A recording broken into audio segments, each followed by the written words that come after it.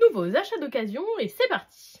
Comme à mon habitude, je suis passée faire le tour des Easy Cash autour de chez moi et j'ai trouvé pas mal de petites choses très sympathiques, que ce soit au rayon roman comme au rayon manga.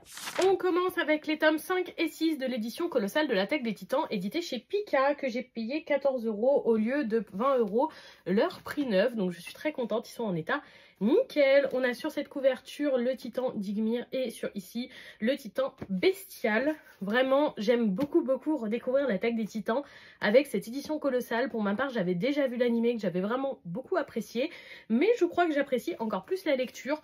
On va rentrer dans l'arc vraiment très politique autour d'Historia avec ces deux tomes et j'ai hâte de les lire. On passe chez Kiyun avec les deux premiers volumes de la nouvelle édition Perfect de Pandora Hearts, donc les deux premiers tomes que j'ai payé 10 € au lieu de 16 chacun. Je suis très contente parce que depuis la sortie de cette Perfect édition, j'avais très envie de tenter ma chance. J'avais vu l'animé il y a très longtemps, mais la qualité était pas dingue et j'en ai pas retenu grand chose. C'est par la même autrice que les mémoires de Vanitas et je me suis dit pourquoi pas. En plus, cette Perfect édition est super belle et 2 tomes, ça me laissera largement de quoi tester ce titre. On passe chez Michel Lafon avec le premier tome du titre Instinct. C'est donc le manga d'Inoxtag, donc un youtubeur. Je ne le suis pas particulièrement, je suis pas très au fait de ce qu'il fait, à part vraiment le gros film qu'il avait fait l'année dernière, mais j'ai entendu pas mal de retours plutôt positifs sur son manga et je me suis dit pourquoi pas.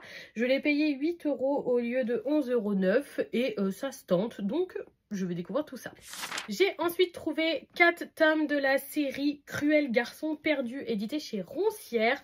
Donc le premier tome The Never King à 10 € au lieu de 18. Le second tome The Dark One à 11 € au lieu de 18. Le troisième tome The Vicious Darling à 13 € au lieu de 18 et le quatrième tome The Fire Prince à 13 € au lieu de 18 aussi. Les prix étaient assez aléatoires sur cette série. Donc voilà, ça a l'air d'être écrit très gros. Ils sont joliment jaspés, c'est des brochets, hein, c'est pas des reliés, mais ils sont joliment jaspés, ils font 200 pages, écrit assez gros. Je pense que ça va se lire très vite.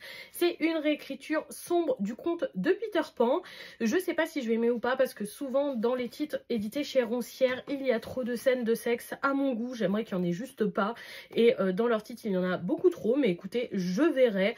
Ça se tente. J'ai pris tous les tomes parce qu'ils étaient en super bon état et très joli, et en espérant que la lecture soit à mon goût. J'adore les réécritures du conte de Peter Pan en général.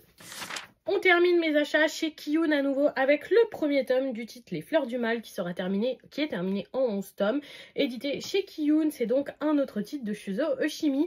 C'est un petit peu en dents de scie les lectures de ce mangaka avec moi. J'ai absolument adoré Les Liens du Sang. J'ai trouvé Shino ne sait pas dire son nom très sympathique, mais j'ai détesté Welcome Back Alice.